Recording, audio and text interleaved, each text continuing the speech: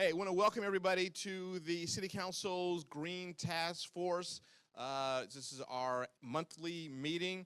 The MSU team is very shy and they're humble and they don't like to be recognized. But this is a team effort, so everybody come on up, team.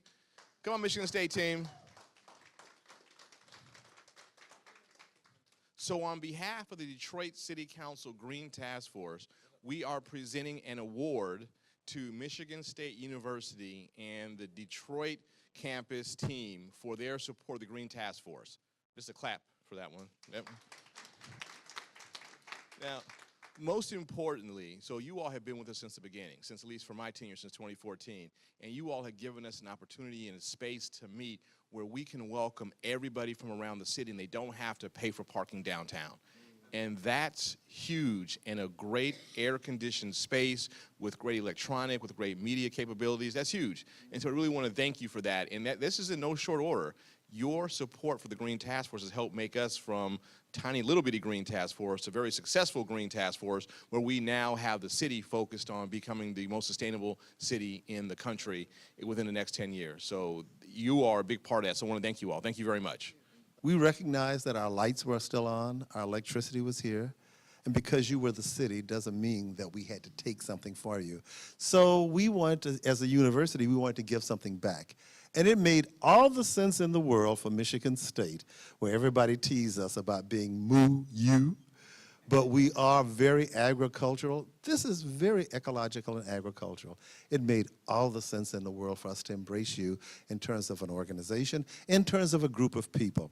So we couldn't accept this from a more worthy group, a great group, a fantastic group of people. And we appreciate you, we really, really do. And if we didn't, you wouldn't be in here. And because of that, we're glad you've been with us. We want you to be and continue to be with us. And I will even go farther to say if there's something that Michigan State isn't doing that we could do, and I'll say it in front of everybody, what is it that you would want us to do?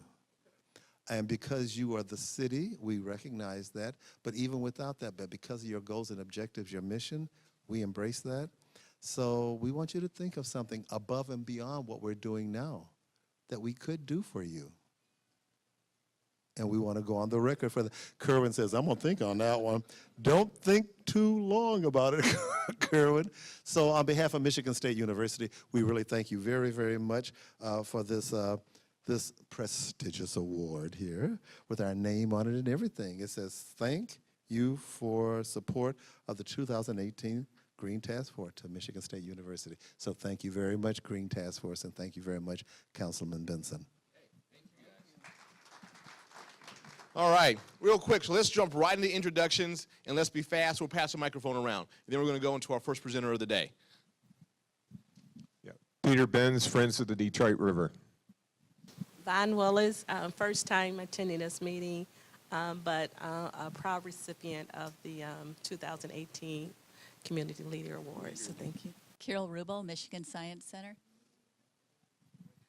Leslie Rivera, the Nature Conservancy. Kyle Pazinski, Nature Conservancy.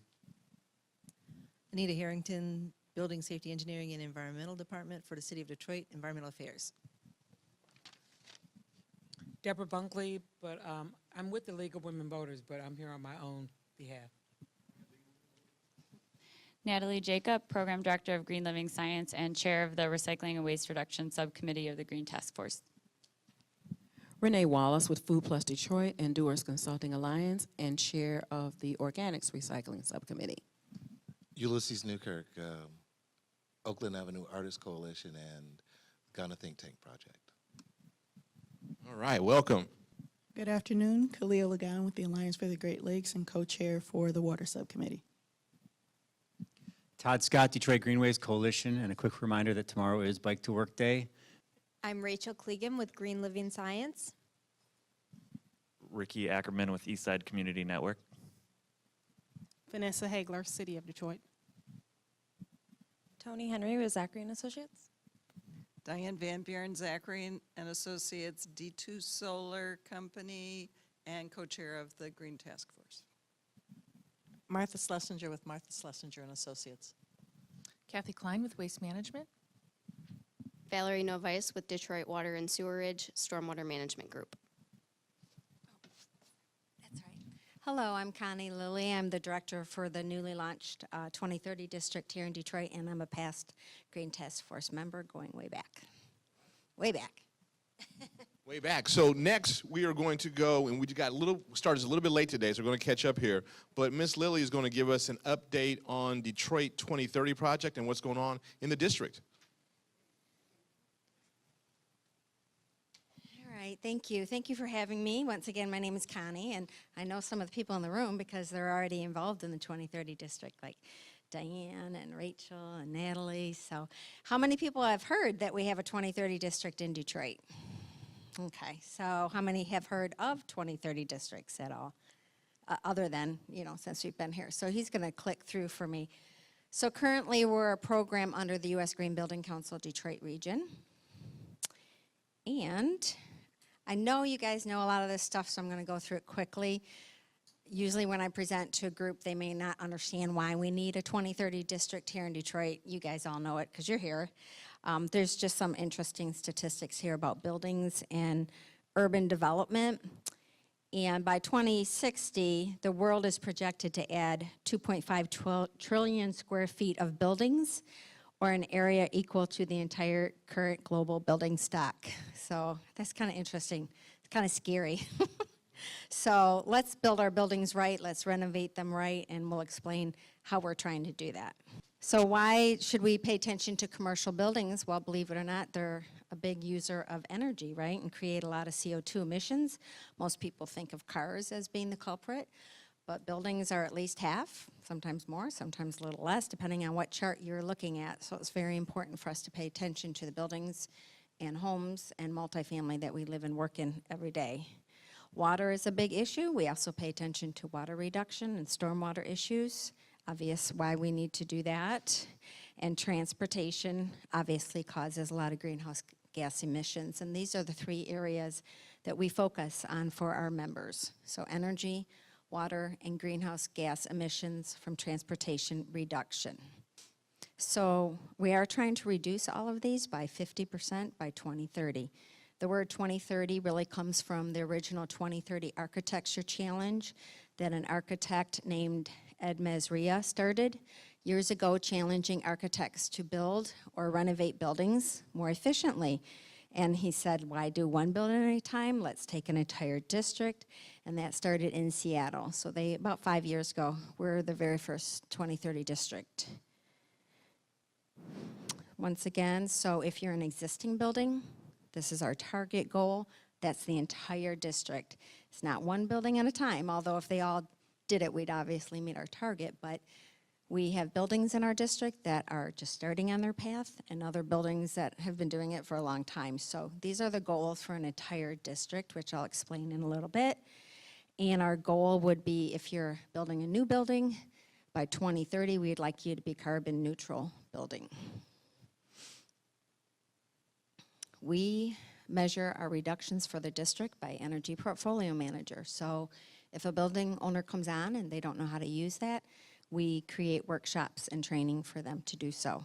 And then they share their data with us anonymously. Nobody knows what that individual building owner is doing. And we aggregate it all together and report on our district. You've heard of public-private partnerships. We are actually private-public partnerships. So we are led by the private community, supported by the public institutions, and 3 different types of members and sectors coming together. So building owners and property managers, professional stakeholders, which would be businesses and industry, as well as community stakeholders, all coming together to work on this challenge together. So once again, we have 3 types of partners. This program is free. It's for the property owners and managers. It's developed for them. We create everything for their use to give them strategies and goals and education. Then we have professional stakeholders. So those are for-profit companies that support us financially. So they pay to belong to the district. And then community stakeholders like Green Living Science, it's free. So we all try to work together. We're not creating necessarily a new program. We're kind of this overarching organization bringing community impact to our building owners in ways that they can, move ahead with our goals. So what do? We educate, we connect, and we advocate for change. It's what all districts work on. So it took us 3.5 years to launch. Ken Cockrell Jr. was actually part of our exploratory committee in 2013. And it took 3.5 years of dozens of volunteers to bring it to this point. Go ahead. We presented to multiple organizations and groups of people, and we had over 200 signatures, that were interested in bringing district here. I don't know, nobody said, no, don't bring a 2030 district to Detroit. However, you need to have financing, right? So we got a couple small grants, LISC Detroit and 2030 Architecture. So if it wasn't for LISC Detroit, we wouldn't be launched today. So where are we at now? We launched last June, and we currently have 15,600,000 square feet signed into our program. That's our building owners and our property managers who have committed to helping us try to reach these goals for themselves, reducing their operating expenses and making Detroit a better place for everybody. We have one of our first building owners, which is Diane Van Buren. She's been in the program from the start. Yay! She was also on the exploratory committee, I believe. We have 19 districts across North America right now. Michigan is the only state with 3 districts. Grand Rapids came on before us, and Ann Arbor just launched. So we're really proud to say we're the second state to have 3 districts. So we all kind of work together and share resources. So these lines right here demonstrate where we're going to measure our reductions. However, any building owner in Detroit can participate. As long as we don't do residential, but any type of building. So multifamily, houses of worship, small commercial, these are all things that we are reaching out to currently. We have all the big people, Bedrock, Jones Lang LaSalle. Right now we're focused on trying to find the smaller building owners, 50,000 square feet or under.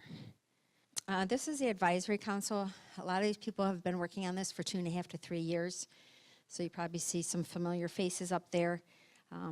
These are people who've been in the industry working with building owners, and part of the advantage to a building owner signing onto a program is they get to work with these people and other industry experts to help them, build their strategies for their individual building. We also have an ambassador program where if you're new to the program and you don't have someone on your team to focus on this, we can assign you an ambassador from 2030 that can help you get started with the program, get the most out of the program. I always say it's like joining a gym. Join a gym, you may or may not go. Join 2030, you may or may not do anything. But an ambassador is like a personal trainer. So if you need the help and you're nervous, there's no need to be nervous ever. Nobody is going to measure any of your individual reductions. We just want you to work towards something or anything and start to learn. That's some of our member logos down there. So once somebody becomes a member, they can serve on a task force group. So this is some of our task force groups. We have to benchmark every single building in our district before we can measure it. We've been working on that for about 2 years. Nobody has that data. What were the buildings doing in 2003 or 2008 or whatever year we decide we're going to start at. It's a big undertaking. We have a task force group on water and greenhouse gas emissions from transportation. In fact, we have an entire team of students from U of M working on that right now. We also have a membership for building owners and property managers, community stakeholders, and professional partners. So we have somebody helping out with every type of member. And then lastly, it's almost to the end, we receive grants as well as the professional stakeholder money to support us. And the Michigan Agency for Energy would, obviously like to help us reduce energy. So they give us a grant, and we focus on these small sectors. So we now have a House of Worship Green Team. We have 4 churches already in our program. There's 40 in our district, so we've got a long ways to go. And multifamily, which is getting pretty popular. And we just had our small commercial building meeting yesterday. Went really well. So if you know anybody that has that type of a building, actually our next House of Worship meeting is Wednesday, the 23rd. It's open to anybody who wants to come. Usually, you kind of have to be in that sector, but we're holding it at Christ Church, which is that big church down on Jefferson, which is was built in 1848, and it's a National Historic Building, Greek Revival. That meeting and tour is open to anybody who wants to come. That's just the invites to our different sectors. So if anybody wants to get on our mailing list or follow us on LinkedIn, you can start to see some of the events and the education that we're offering. We can skip on that, but that's a list of what we give back, our professional stakeholders. If they sign on, we give them some PR and support. And lastly, this is almost all of the logos for all of our members. So you probably see a few people that you know up there. And we're really just getting started, but we have already surpassed Grand Rapids square feet, so Detroit is rocking and a-rolling, so we're excited about that. Very competitive. So Pittsburgh has like 81 million square feet. Cleveland, I'm going to say 51, something like that. We're already in the middle of the pack, so we're doing really good. So pass the word on. There's, all the building owner is doing is saying we like this program, we'd like to participate, and we can help them in many different ways. Does anybody have any questions? I know it's a lot of information, short amount of time. Yes.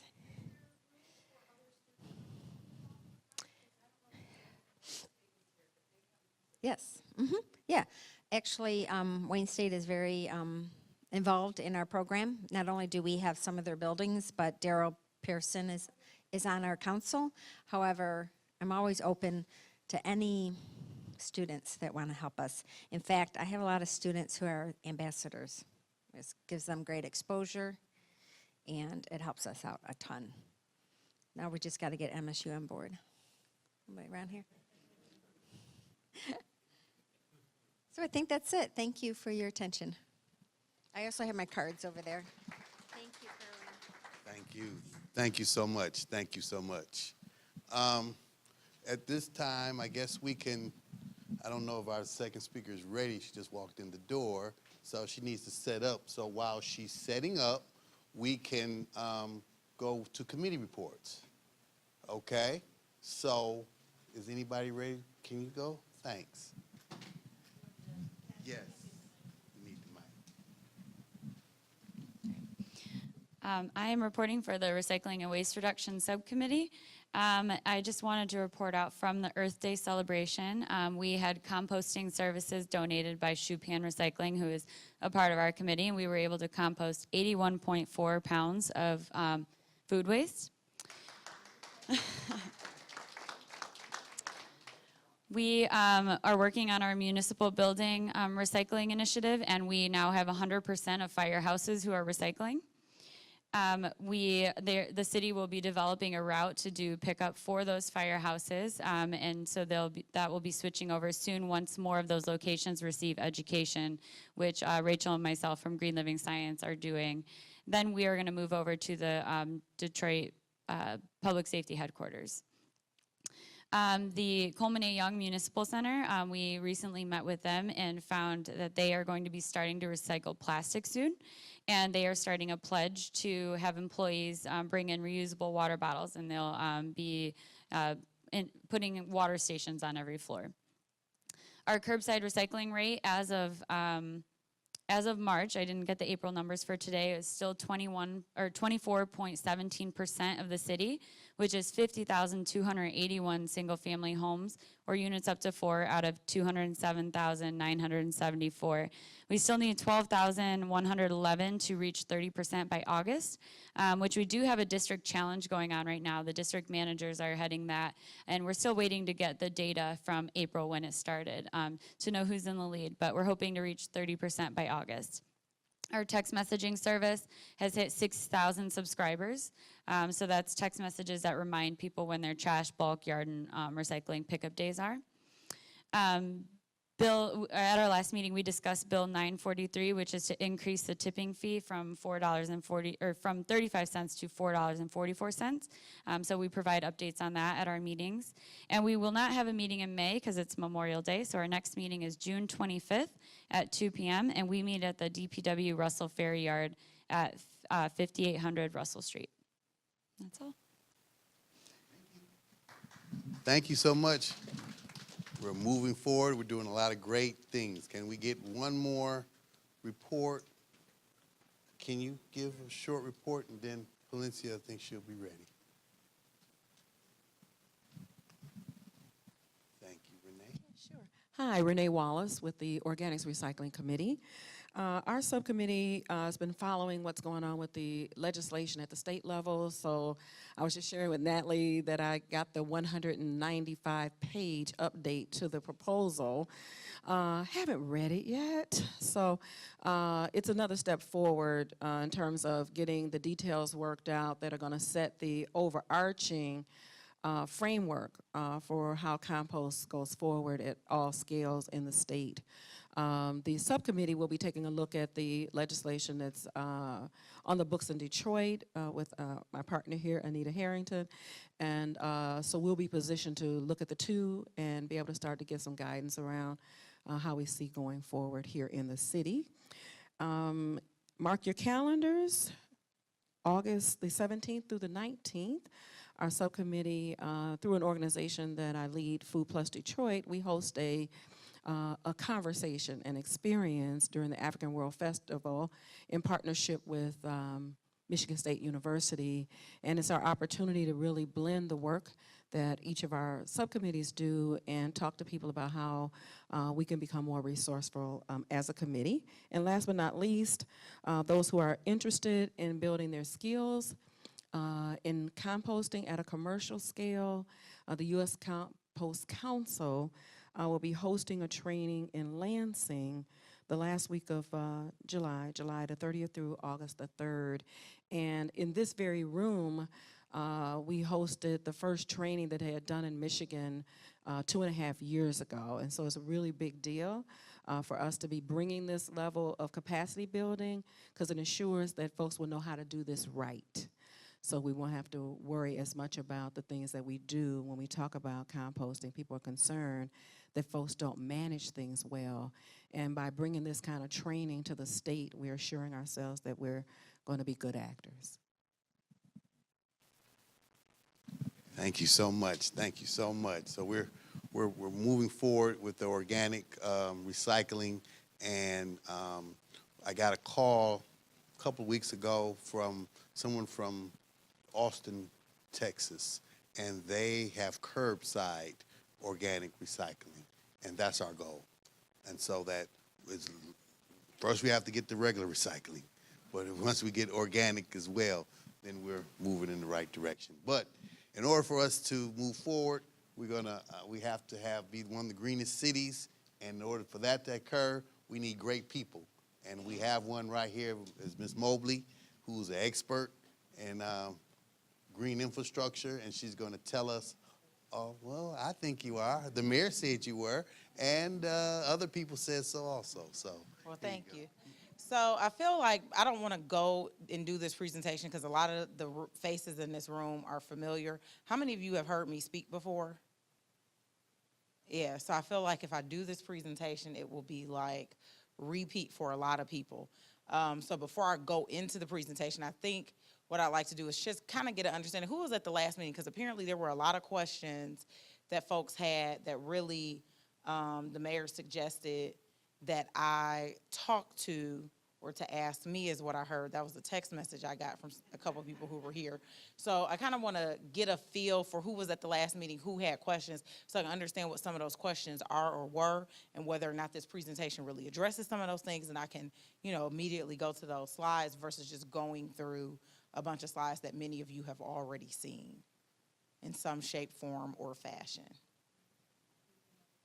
So one of the questions is, there were questions around the drainage charge fees, and there were questions around, you said flooding? Flooding of wet weather, street flooding, not necessarily basement backup, street flooding. Was there a distinction made? Anybody know? Okay. And then you said one other thing you thought one of the questions was. So, Yeah. I think your presentation on green stormwater No, I'll go through it. I kind of just wanted to get, because I don't like, maybe regurgitating or repeating if people have seen it before. Not that it won't hurt to get, people kind of familiar and to remember some stuff and reorient, because sometimes no matter how many times we say something, people hear what they want to hear. Who saw the Yanni versus Laurel debate on Facebook? I heard Laurel, never heard Yanni. I heard Laurel. Did anybody hear Yanni? Did anybody listen to it? Who heard both? You heard both? Okay, so I wanted to just kind of get a feel for what some of the questions may be. Irma can always contact me because Irma has my email and phone number, and we have projects that we could get done in 3-4 months. We have other projects that are going over multiple seasons just because of the amount of work that's involved in the project. One of the things that did happen is that Herb has been a strong supporter from the very beginning, and so they helped fund some what we call contractor training. And there are certain contractors and vendors. There are several contractors that went through the training. It's listed on the website in terms of those who went through the training. Some are vendors, some are contractors. We're not certifying those people. We're not saying that they're great at what they do. We're just saying, hey, they went through this particular set of courses and training. It'll be on each person's onus to validate. It's just like if you hire somebody to do your roof at your house, or you hire somebody to finish your kitchen, right? You're gonna get pictures of their work, you're gonna get references from them, you're gonna check them, you're gonna make sure that their insurances are paid up, right? You're not just gonna hire them to do something without having, some references on them. So I'm gonna go over to the other side so I can see, because I'm like the mayor, I'm used to clicking myself, and so it makes it a little difficult when I'm not the clicker. So Kerwin, if you would. So this picture should look somewhat familiar. This should be a place that you all are familiar with. Does everybody know where this is? Who can tell me where this is? The Port Authority, right? And so Kerwin, if you could just click in the left-hand corner, a play button, left-hand corner. See that little play button that came up? Yep. So if you hit play. So this is a video of a combined sewer discharge into the Detroit River at the Port Authority. And so you can see where the colors change, right? And so this is what's called the Bate Street outfall. This just happens to be something I found on YouTube from someone who chose to video this when they walked down the Riverwalk. Doesn't happen all the time, doesn't happen every time it rains, but this is just an example of what a combined sewer overflow really is, what it actually looks like, right? Next slide. Right, so this is what the Port Authority looks like on a great day, right? Nice, sunny, beautiful. You don't know what's up under there, right? No one knows what lies beneath. That's the problem with infrastructure. That's the problem with why nobody wants to pay for it. They can't see it. And so because they can't see it, they don't know what it's doing. Next slide. So the city of Detroit has invested, and I repeat this often, $1.5 billion in combined sewer overflow facilities. That's wet weather treatment. We have 9 facilities that provide treatment during wet weather. So what happens, if flows can't get to the wastewater treatment plant, they go to one of these 9 facilities. And these facilities screen out solids, right? And then they chemically disinfect basically with, I'm gonna give you the fancy nerd name, sodium hypochlorite.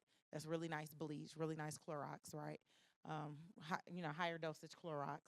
And so that's what happens at these facilities, and then that water is discharged to Detroit and Rouge Rivers, right?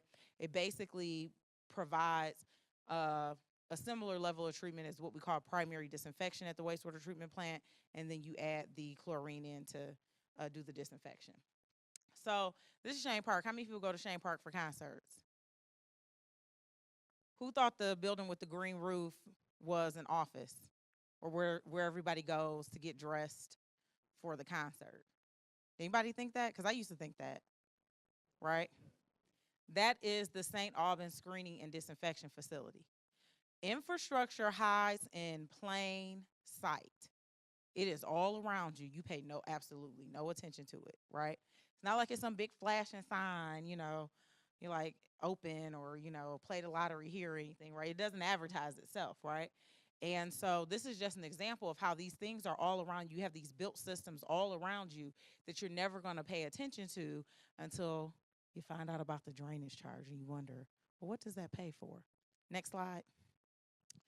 So from the 9 facilities we have, anybody, and I didn't mention this, but I always like to mention this one. Anybody play golf at TPC of Dearborn? The Hubble Southfield CSO facility is right there and discharges to the concrete channel. So anybody go to Greater Grace Church? Anybody ever been there for an event? In the back corner, there's another little parking lot. It looks a little different, has something on it. You probably might have thought it was the maintenance facility for the church. That's the 7 Mile CSO facility. Anybody go to Eliza Howe Park? Puritan Finkel is sitting right. Hey, Belle Isle. As soon as you turn on Belle Isle, you make that right on Sunset. I think that's what the name of the street is. Who really knows what the streets are named at Belle Isle, though, right? But as soon as you make that right, there's a CSO facility and pump station right there on Belle Isle. So this infrastructure is everywhere. You just don't really know that it's there.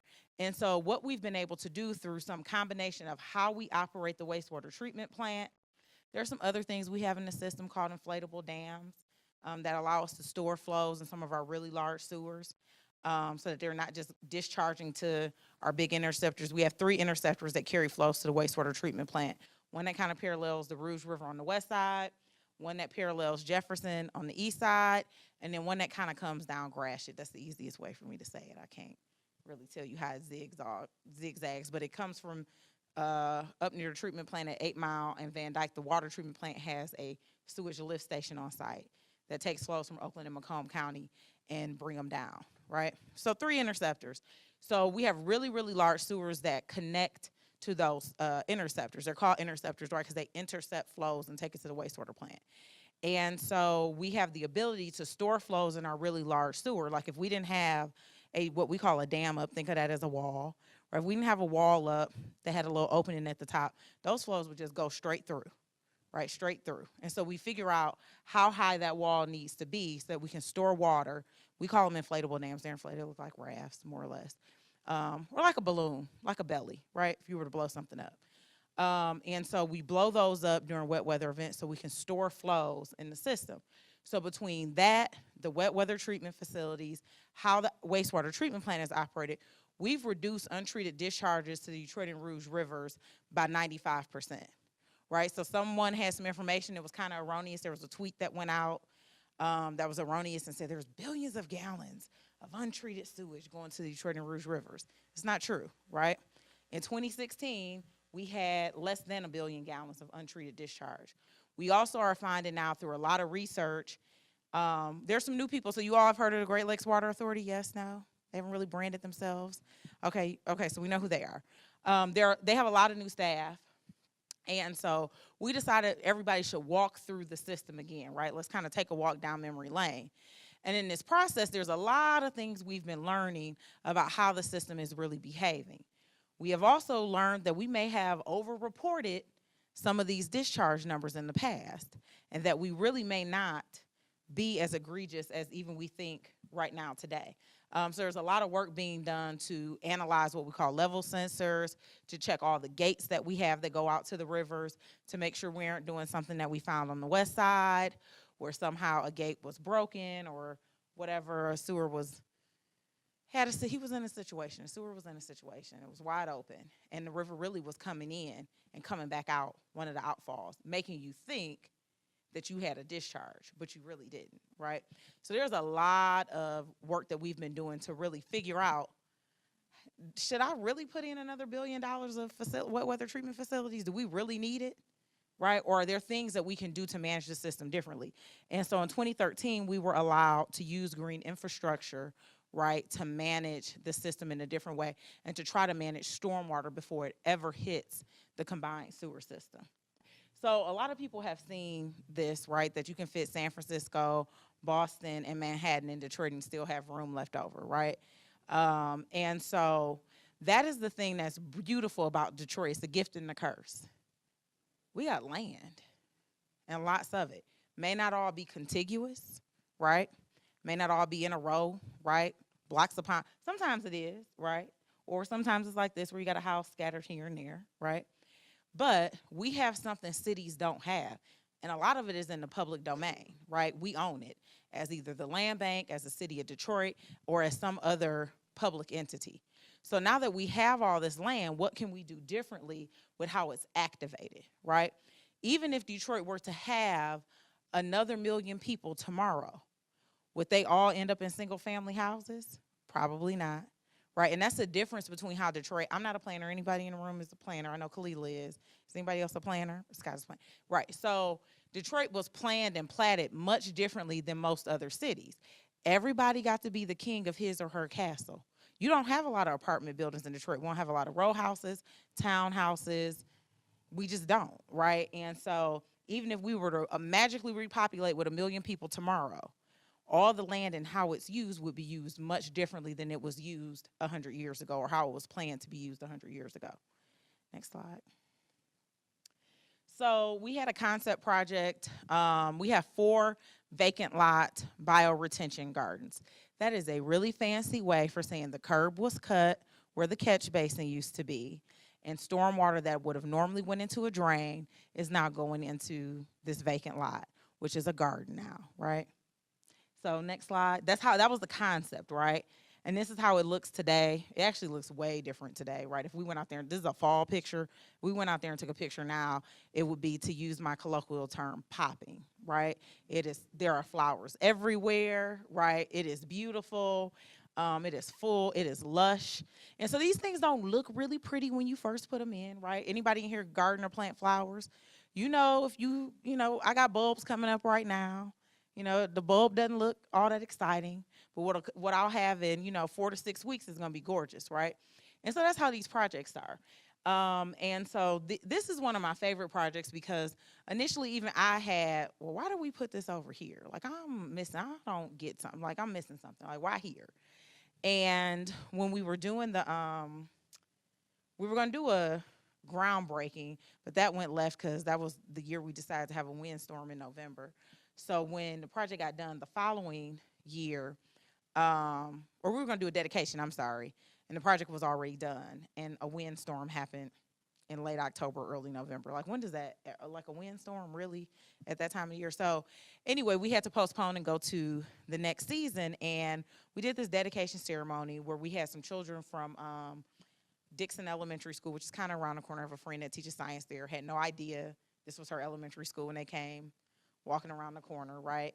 But this is a partnership project where it's the University of Michigan, the Land Bank, all working together in DWSD to get a project done. And so one of the neighbors came running across the street, and he's like super excited. I'm like, hey, how are you? What's going on? You like the project? And he was like, yeah, and I know how it works. And I was like, oh, well, tell me how it works. He was like, yeah, so the water, it goes into that little area right there. And then, if it's a really big storm, the water raises up some. You can see it come up into the garden, and then it goes back down, and that's it. But my side of the street is still flooding. When are you going to put one on my side of the street, right? And so I'll show you another picture, because I think the other picture is from the side of the street that floods. You can go to the right, right? So this is how, it looks, but then look at the side of the street that he's on, right? So of course he wants this on his side of the street. But that was remarkable for me, right? That an everyday citizen came up to me excited, like a 40-something-year-old black man comes up to me like, yep, I know how it works, and is super excited about it. These projects have the ability to transform how people feel about their neighborhoods, to change how they interact, right, with landscape, to change how they interact with scientific things. So, we're really excited about this work. And so there are 4 of them. One is on Evergreen, 8287 Evergreen. I'm not going to remember the rest of the addresses, but I can tell you they're all between Cathedral and Tigerman. This one's between Van Buren and Cathedral, but the other ones are Cathedral and Tigerman. So there's one on Greenview, one on Stahalin, and one on Vaughn, and then the one on Evergreen. So Porous Asphalt and Porous Pavers, we put in 2 installations of these. I will not do this again. I'm looking at Valerie. This is my stormwater engineer. We needed to test a couple different things, right? DWSD had not moved very actively in terms of doing some of the things that were in the permit. So we decided to do a parking lane, right? Not do a whole street, let's just do a parking lane. Palencia is not a fan of how it looks today. And so if I was to do it all over again, right, I would want to do the whole street. I wouldn't want to just do a parking lane. But that's neither here nor there. We tested a couple things. We've seen how it works. And so what you see here is porous asphalt. This is on Artesian off of Joy Road. And over here, you see porous pavers. These are not your Home Depot, Lowe's, and Menards pavers. Do not think you can go buy those and do the same thing that we're doing with these, because people have asked us that question, and that's not going to work. But what I like about this is the intersection up the street is flooded. So this is Keeler off of West Outer Drive in Piedmont, over by Minnock Park, Stopple Park, I think number 2. And so look how the intersection, it's flooded, right? It's straight flooded. But where the porous pavers are, it's nice and dry, right? And so these are the types of interventions we're going to be putting in throughout the city, right, trying to manage this stormwater differently. Next slide. So this is like my favorite project. I didn't bring the video today because I'm not like trying to cry right now. But this is the Viola Liuzzo playfield. And so how many of you are familiar with who Viola Liuzzo was? Okay, so I'll give a little bit of background on who she was for some people who don't know. So she is a civil rights icon who actually lost her life when she went down to Selma in 1965 to make sure that Palencia and folks who look like me had the right to vote, right? Because, you know, black people in America couldn't vote. And so it was against the law. And so this, I think she was probably 23 or 24 at the time, left her children, left her husband, 23, 24-year-old white woman, left her children, left her husband, went down to Selma, Alabama to help get folks registered so that we could vote. And this was a play field, right, dedicated to the civil rights icon. Literally a play field. Had no equipment on it. You didn't know who she was when you came to the site, right? You just saw the name, and you'd have to Google, you know, who she was to know. And so what we did, next slide, is we partnered with the neighborhood. So there's a Viola Liuzzo Park Association. And so these neighbors and some folks that don't even live there got very active, got very engaged, and said, we want to do something to honor her memory, right? To commemorate this person who sacrificed a lot for so many that nobody even really knows who she is, right? And so the most beautiful part about this, though, is when when we couldn't cut the grass, Art Johnson, 86 years old, who looks younger than me, let's be really clear about how old he looks, was cutting the grass at this play field for 2 years. Right? So that also shows the dedication that Detroiters have and the care that we have about our communities, right? And so we put in 3 bioretention gardens. You see them there. You know, this was a difficult project. It was an expensive project. It was not cheap by any stretch of the imagination. We ran into some difficult site conditions. There used to be apparently an elevated storage tank to get water out to suburbia back in the day before there were pumps. And so some of those foundations and footings were there, and they weren't really recorded anywhere or any document for you really know exactly where they were. So we ran into a lot of difficult site conditions, but the beauty was when the project got done. And one of the most beautiful things, so the director, most of you all know who Gary Brown is. Gary and I both live in the city, and I like to say we ride around and get it, right? Like we're everywhere. And so we look at every project, right, that we've put in, and so we're working really hard now to work with some other people in the city so we can get some of the houses torn down that need to get torn down that are around here, right? But one day last summer, I took my neighbor to go see the project, and I put her on Facebook, and I'm gonna cry because I'm thinking about this, getting a little emotional. And, you know, it was just beautiful to see a senior be able to go in her own neighborhood, because I don't live far from here.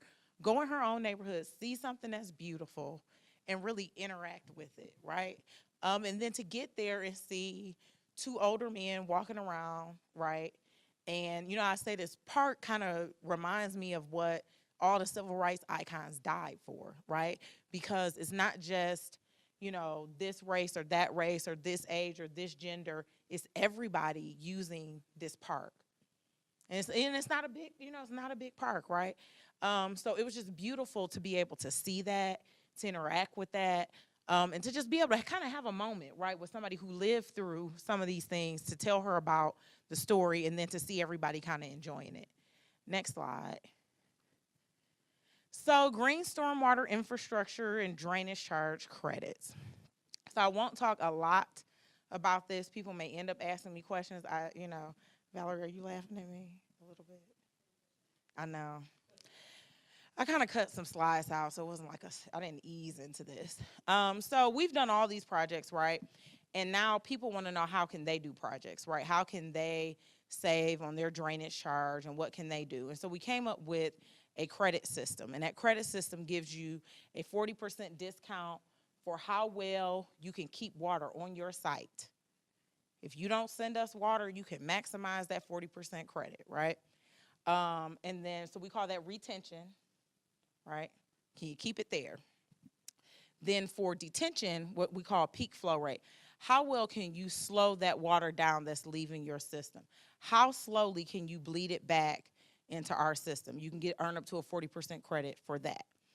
And then there's just a 20% fixed charge. Now, really this is reverse. And so finance people, were not really pleased with the credit system we had come up with, because a large amount of our cost is fixed. It's debt service, right? It's things that aren't going away, right? But we wanted to incentivize people to try to do projects who wanted to do projects, right? Everybody's not going to want to do a project. Next slide. Oh, you don't need to take a picture. It's all available online. No need for you to take a picture. Nope. So one of our clients, or I shouldn't say clients, customers, we're not lawyers, is GM. And GM was, we're going to move. We don't have water bills this high anywhere in the country. So they were being charged about $188,000 a month for drainage. They have a 365-acre site.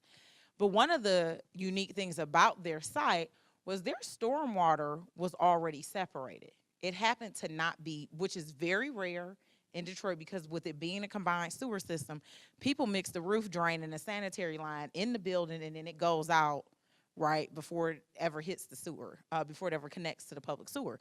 So a lot of times it's already mixed. And so GM site was different, it wasn't. And so they invested about $3 million. They built 3 really large stormwater ponds.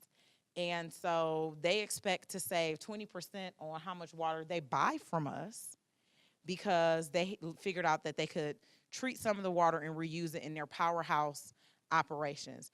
They're also in conversations with Detroit Thermal for Detroit Thermal to buy some of the water and use it for steam. And so this is just like a picture of one of their ponds. They're very, very large ponds. And they actually had the space for it. Like, a lot of people may not have this kind of space, but they actually had the space to put it in. Next slide. So then another way you can reduce your drainage charge, right? You can manage your stormwater like GM did. They got a 71% credit. They went to being billed around $50-something to $60,000 a month from almost $200,000. You can take out your impervious area. And so everybody is different, but every little bit helps, right? So there was a little sidewalk here. They decided they didn't need that sidewalk, and it was really kind of just a paver situation. So they replaced it and just put some flowers in. So that's a 100% reduction, because I'm not about to charge you for that sidewalk now, right? And so we have starter guides that are online where you can learn how to modify your property and get some general ideas and guidance of the types of projects you can do and the type of credit you can earn. Next slide. So our capital partnership program. We have several people that are in the pipeline where they want to do a project and they need some funding and some assistance. And so they can apply to receive up to $50,000 in match money to build a project. And so there are several people that are in the pipeline for that, or several entities. And so one of the caveats is, if we help pay for it, it becomes a part of the system, because we're going to tell the regulator, look how much stormwater we're managing. And so it needs to stay in. And so one of the caveats is, if you do a capital partnership, you actually have to execute a restrictive covenant and attach it to your deed and record it with your deed, because it needs to go with the property in perpetuity. It's the same as having a water or sewer service at this point, right? And so there are some people who may not want to do that, right? Or may decide, you know what, I don't want to maintain a project, so this is not going to be for me. Next slide. And so for those people who say, you know what, I don't want to do a project. I don't want to maintain one. I don't want to get money from you. I don't want to do any of it. We have created other opportunities to partner with us and to receive credits on your total bill, right? So the GSI projects are a credit on your drainage charge. The other credit opportunities we have through community outreach and community service are credits that can be applied to your total bill. So as an example, if Michigan State hosted a DWSD event, right, in this building, we would give them a credit up to $350, right? These are for nonprofits. These are not for residential customers. These are for nonprofits. And so these are, you know, just different ways that you can do outreach and help us engage with our customers. One of the biggest things we've been trying to do, you know, unfortunately the drainage charge gets a negative, you know, light. One of the things that I hope people see and get from this executive management team that has been in place the last 2 years is that we're trying to connect with Detroiters. We are out in the community. I don't know when DWSD did remotely the types of things that we're doing and we're trying to engage on and the lengths we're trying to go through to make sure that people have access, right? Would you say, Kalila? Oh, I thought you had said something. Yeah, you know, so I don't know that it was done then, right? I'm being honest. I don't know that it was done then because I was consulting back then, and I don't know that, you know, I helped do startup operations for one of the CSO facilities. I really don't know that people knew, you know, what was going on in their own backyard. I'm being very honest. I think people knew on the west side when that tunnel was going to have to get put in because that was a bigger situation and it was going to impact a lot more, right? And it was going to be very, very visible. It wasn't off in the corner in the back somewhere. So I think a lot more people knew about that. So we've launched this program already, and we've had different folks get significant credits from doing it. Next slide. Oh, so community service credits. So who remembers the commercial? I'm about to really date myself, and then you're gonna know how old I am. Who remembers the commercial? If you can use help too, just get in touch with Mishkan. Anybody remember that commercial? Yeah, but I'm giving an analogy, right? We can use some help, right? And there are simple things that folks can help us with. Our folks fix fire hydrants, right? But having them spend time to paint them probably is not the greatest use of their time if we got some other things that they could be doing that are more pressing.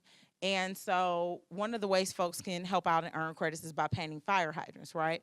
And so Jesu Church really helped here, help us develop how the program will work, came up with how long it should take people to do it, what type of brush you should use, what type of, Anita Seaver's great. I'm actually sit on a board with her, and she started talking, and I said, well, wait. And I never met her. I said, well, wait, are you the lady that helped figure out how to do the fire hydrant community service program? She was like, yeah, you know, so she told me about it. But it's a great way for us to get visibility. And, you know, the fire hydrants are one of the only things we have that you see. So if people see their fire hydrant, you know, bright, you know, maybe it, you know, changes their mind about some of the stuff that we do. We're trying to figure out the disconnected downspout outreach credit. That's going to be a little bit more difficult. One of the things that is in our permit is that downspouts need to be disconnected. And so we actually need to validate and verify that they're really disconnected. So I'm gonna get really nerdy for 3 seconds. Don't even ask whatever question you're gonna ask. You just send me a memo already. I'm gonna respond to it. Because I see you inched up on the downspout disconnection. So one of the things we have to do is try to model how the system behaves in wet weather, right? And right now there are a lot of assumptions that go into what we call connected impervious area, directly connected impervious area. We say DCIA for short. So if the system is modeled with downspouts connected, right, that means rooftops have gutters, and those gutters are automatically connected to the footing drain around the perimeter of the building, and that footing drain is connected to your main line that goes out to the sewer. So we model the system that way, then we're going to generate a lot of runoff that's coming directly into the sewer system, and it's going to say, hey, you need a facility here, you need a facility there, you're going to have an overflow here, and it may not be true. So we really need to validate that data, and so that's what we're going to do with the community service credits.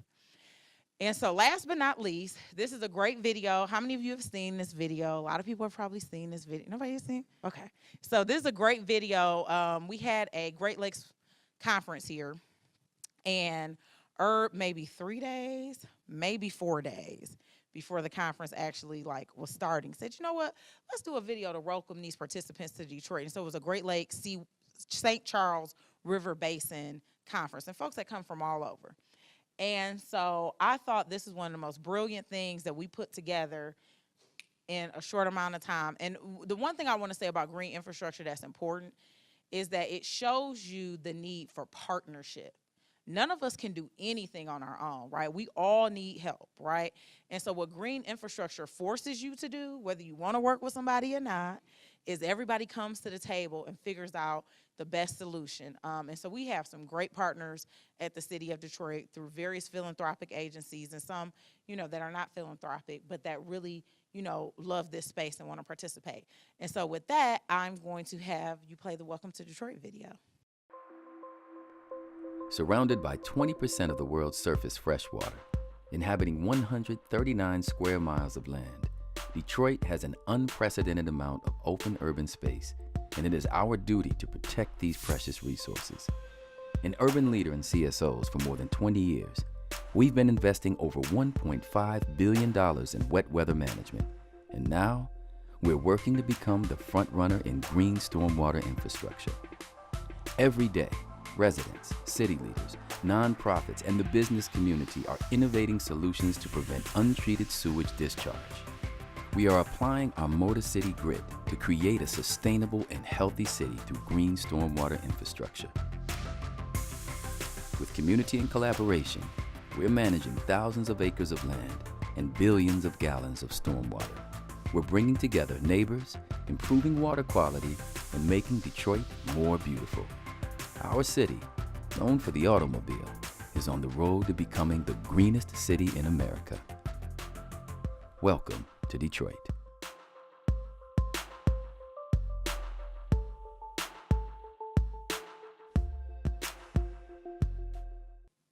And so if you're not familiar with the city, the open and closing shots look very foreign to you, right? You don't realize that that's Detroit, that there are people who have canals that back up to their house off Jefferson and Alter. So if you are not from here, this looks very foreign to you, right? You're like, there's no way, but that's Detroit, right? And so that shows the beauty of our landscape and the diversity of all the things that we have. And so with that, I am done.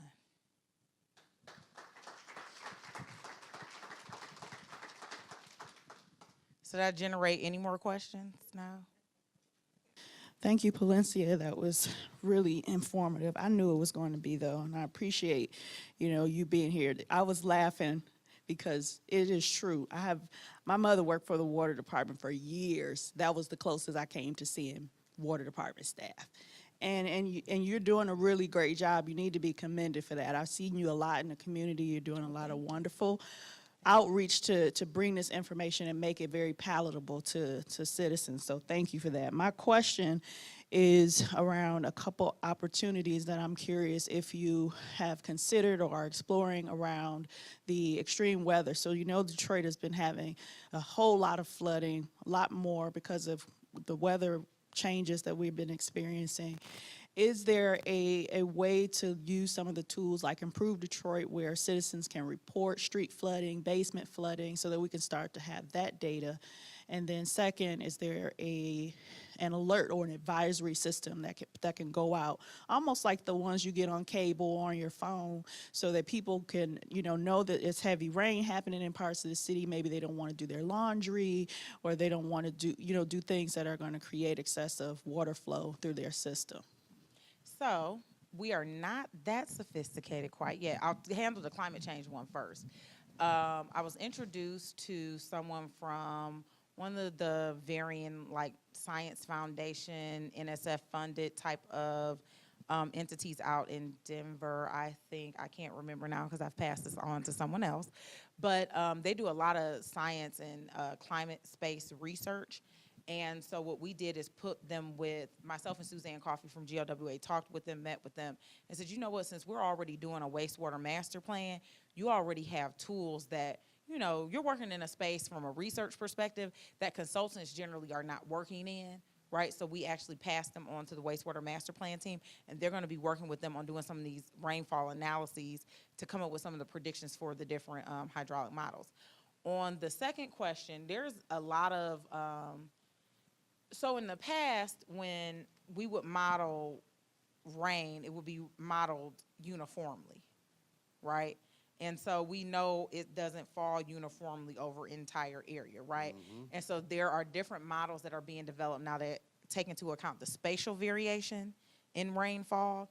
I think we're a ways away from being able to kind of alert people, but we are, through our capital improvement program, moving into using more geographic-based software for work orders and complaints and things of that nature. We have not front-faced water in basement as a complaint on Improve Detroit for a variety of reasons, including about 90% of the issues are related to people's private service lines. Generally, and I'm generalizing right now, generally it is not the public system. And so there's a colleague that sent us something and said, oh, you know, well, I got this video, and he said he snaked all the way out to the line, to the main drain, and blah, blah, blah. So I looked at her video, and I'm like, well, it's definitely, this is a root ball. Like, there's no question. It just happens to be almost at the point of connection to the public sewer. So I said, well, you know what? Let us check and make sure that it didn't come from in the public sewer and come the other way, right? That actually came through her line. So we put our camera in, and when I put my camera in, almost where how your bun is sitting was coming out of her line, right? You know, and so she was like, oh, right? Because she swore, you know, no, it's the public sewer. My plumber told me, blah, blah, blah, blah, blah. And so that's one of the other things we're working on, is trying to educate people about what their responsibility is. If you have trees in your backyard, you should snake your line once a year. You should get some of the root stuff from your plumber and put it down your drain, right? You should actually have your line cameraed at this point. It's very important. They can put a camera in your sewer service now, and that was not something they did years ago, but you can get a camera in your private sewer service, and they actually have the ability to line a private sewer service now versus digging it up. Now, in some cases, it's going to have to be dug up just because of where the issue may be, right? But that's something that wasn't available 5-10 years ago, but it's something that's available now for homeowners, right? And we're also looking at a variety of other things to try to help people kind of understand and navigate that space. But a lot of the issues that we are finding, and quite honestly, I have way more proof of it now. Our program manager just finished doing condition assessments in Rosedale Park and Cornerstone Village on the far east side. And while they found a couple issues here and there with the sewers, the public sewers, a lot of what they found were the roots coming from people's lateral service coming into the public sewer, right, and creating the issue in the public sewer. Not necessarily roots in the alleyway or in the easement breaking down into the public sewer. So we're going to be doing a lot of work over the next few months to try to educate. I do think at some point we may get to a place where we have enough information to try to tell people, hey, heavy rainfall is expected. Here are some things you may not want to do, you know, during a rainstorm, right? But we just aren't there yet with even the technology is not there yet. Any other questions? We got 2 more questions, and we're going to wrap it up. Yeah, so the city is issued bonds to do commercial corridor improvements, and including, you know, perhaps East Jefferson. And what is your involvement in that? Because I know that stormwater was mentioned in the RFP, but have you been involved? And do you expect, you know, if the city does go forward with like a redevelopment of East Jefferson, that you can see stormwater being part of that project? So I was actually involved in the review of the RFPs that came in. So I was actually on the team that helped review all the proposals that were submitted. Yeah, we will be engaged. They haven't really quite kicked off all the way their program managers just yet. And so the planning team and the deputy planning director comes from Chicago, and she ran Chicago's Complete Streets program. So she's very adept and very in tune with trying to use stormwater management opportunities throughout these streetscapes. So they will pull us in, you know, as needed. I have already started doing some very preliminary work of identifying where catch bases are on these corridors for them, and just going to get them cleaned, because I think we're doing some test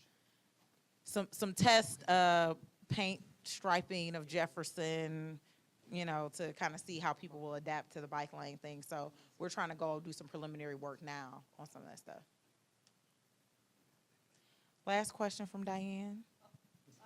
Well, I'll use my big girl voice. Okay. How's the grant program going? Do we have a lot of applicants, and what's the turnaround on any of the grant applications? So I think we've had about 30 applicants, more or less. I might be under quoting the number. I don't remember. I'm looking at Val, even though she doesn't work on that. And I just saw the number, but I can't remember. We are reviewing what has been recommended to move forth in projects, and hopefully in, I would say, about 6 weeks, we will know. There are a lot of internal mechanisms that still have to be determined about how the matches would be, you know, how the reimbursement process would work with the matches. And that's just some internal strategic financial stuff that has to be figured out. But overall, we've had several applicants, and I know that there's a memo in my email that came Monday or Tuesday with some of the recommendations of projects that should move forward for funding. It is moving along, slowly but surely, right? Everything that you know, that you do, you gotta, hey, there's a learning experience and some learning curves, and so we're trying to move through it in the midst of a whole lot of other things. There's a lot. If you all think we don't do anything, there's a lot of work that's going on at DWSD to really move forward. We got a lot of, I like to say, we got a lot of balls in the air, and somebody always tries to throw one more at you. You're trying not to drop them all. So we are moving along, though. Thank you so much. We really appreciate it. Can we give her a hand? Your boss wants to ask me a question, though. I see it in his face. Quincy, can you give us a quick update on the stormwater ordinance? Yeah, so I just met with one of your colleagues today. I got 2 more to meet with. We are trying to do a developers roundtable in June. I think it's June. It will probably be July before we get it over to you all for real. There are a couple little minutia changes we're going to end up making. We knew it wasn't going to be perfect when we did it. So there are some things we're probably going to end up changing. But we're going to finish this last round of feedback. We had some outside counsel look at it that used to write a lot of the ordinances for the department and helped write the stormwater language for the permit, the green infrastructure stuff, to push MDEQ that way. So he gave us some comments. I just sent those to Val, so we should be finishing up internally after this developer thing and getting it over to you all in July, probably. Okay? Thank you so much. We're going to move real quickly because we want to get out of here. We're going to do water subcommittee, then renewable energy subcommittee, and then we're going to say goodbye. All right, good afternoon. Just a few updates from the Water Subcommittee. Again, my name is Khalil Lagan with the Alliance for the Great Lakes. I have the pleasure of co-chairing the Water Subcommittee with Irma Leaphart of the Sierra Club. She's absent today. Busy working to prepare for Rain Gardens to the Rescue workshop this weekend on the west side, where they'll be educating residents on their program and helping them get rain barrels set up so that they can disconnect their downspouts and reuse that water. So over the past few months, we have been working on a student poster contest, which wrapped up last month. And we had a really good turnout in terms of the students who, were asked, what does it mean to use green infrastructure? And they're like, what, right? But we had some really great responses, and we had 3 winners that we selected from the 6th, 7th, and 8th grades from Detroit schools, and they were gifted with $250 cash prizes. Their work is also currently posted courtesy of Outlook Media at Van Dyke and Savage on the city's east side, Gratiot and McClellan, and Grand River. So they are on billboards, they're posters, the winning posters. And all those that entered the contest but that weren't selected as winners also got prizes of $25. And those cash prizes were made available to us courtesy of the Herb Family Foundation. So we're really grateful for Outlook Media and the Herb Family Foundation, as well as the University of Detroit Mercy DCDC program to help with some of the printing costs as well. So So that was an opportunity for us to bring students forth and to share their perspective on green infrastructure and what it means to have a green Detroit. So we're really excited some learning lessons to hopefully amplify that program in the future. They were honored at the Earth Day celebration that we had last month at the Net Zero IBEW facility. What that means is they essentially use all the power that they create. They don't waste any, right? Okay, and so the students were recognized there by Councilman Benson. He's also going to host a pizza party for the winning classroom. So these kids just got showered with so much love for green infrastructure, and I think that's really going to motivate more students to get involved in the future. The second announcement is that the Healing Our Waters Great Lakes Restoration Conference will be here in Detroit on October 17th and 18th, and they are soliciting proposals. So I think this is a great opportunity to highlight the work that members of the Green Task Force are doing. Those applications are due on May 23rd. The deadline has been extended to that date. And if you would like to learn more information about the conference or submit a proposal, go to healthylakes.org for more information. The Water Subcommittee is working on an audit of the Detroit Water Agenda, which was published in 2012.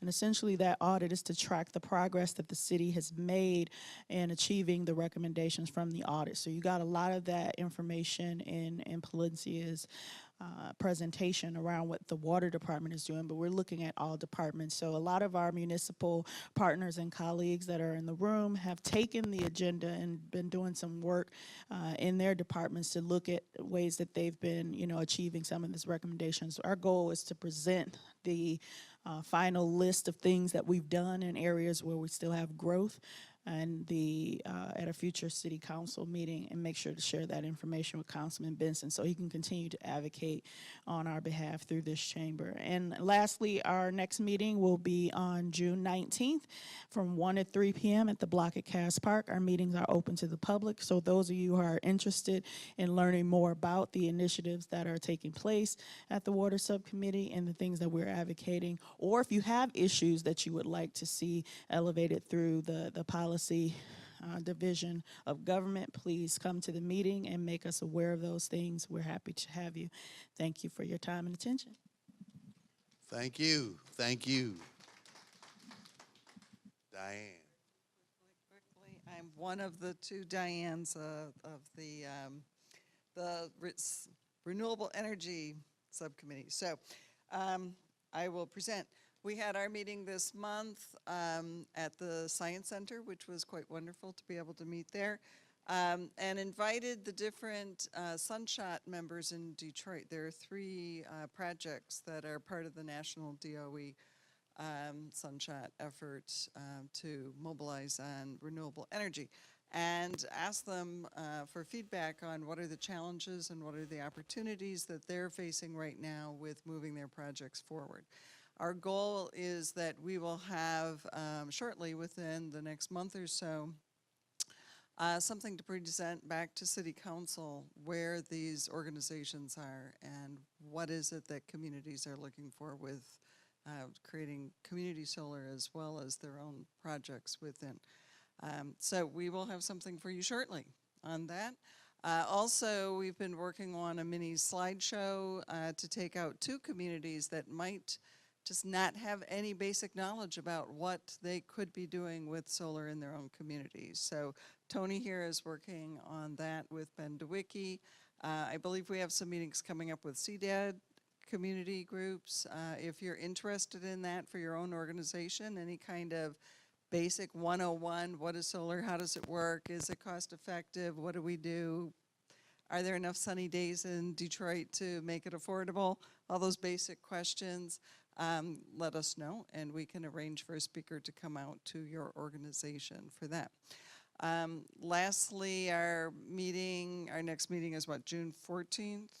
It's always the second Thursday, so it's the week before this meeting, and all are welcome. So if you need more information, please see me after the meeting.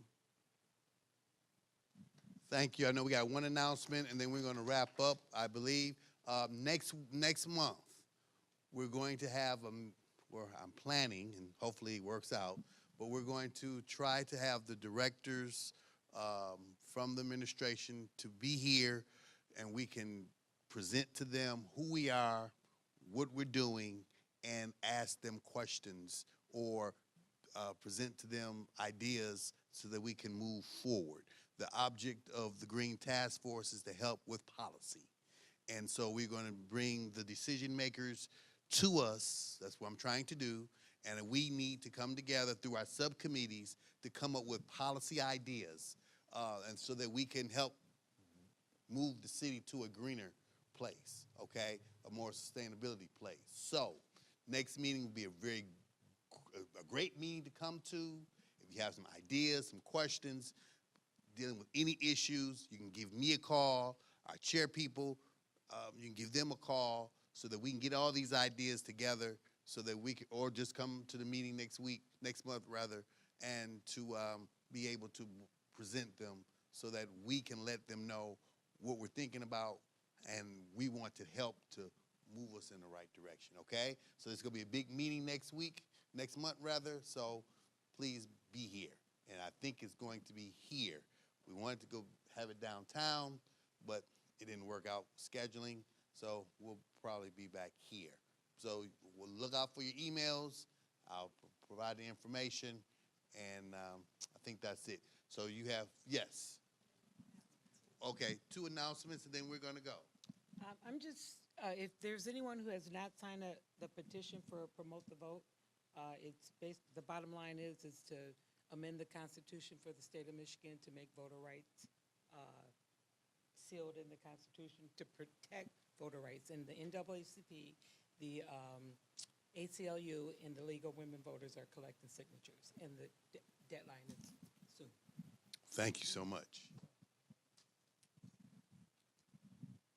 I just wanted to make the announcement that the Michigan Science Center and the Charles H. Wright are having a shared land and water works session and stormwater day on May 26th on Saturday.